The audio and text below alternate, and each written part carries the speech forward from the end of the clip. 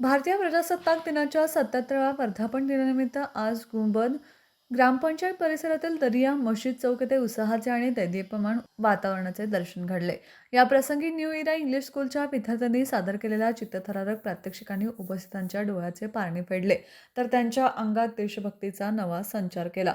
सकाळपासूनच परिसरात राष्ट्रभक्तीचे वातावरण होते. ध्वजारोहणानंतर न्यू इरा शाळेच्या विद्यार्थ्यांनी आपल्या प्रत्यक्ष प्रशिक्षणाचे प्रभावी प्रदर्शन करण्यास सुरुवात केली. संचलन असो वा व्यायाम प्रकार, प्रत्येक कृतीमध्ये कमालीची शिस्त आणि एकजूट दिसून येत होती. विद्यार्थ्यांच्या प्रत्येक हालचालीतून त्यांचे कष्ट व प्रशिक्षकांचे मार्गदर्शन स्पष्टपणे झळकत होते. कार्यक्रमाचे मुख्य आकर्षण ठरले ते विद्यार्थ्यांनी रचलेले मानवी मनोरे. अत्यंत कठीण आणि आव्हानात्मक अशा या प्रकारात विद्यार्थ्यांनी एकमेकांवर दाखवलेला विश्वास आणि जिद्द वाखाणण्याजोगी होती.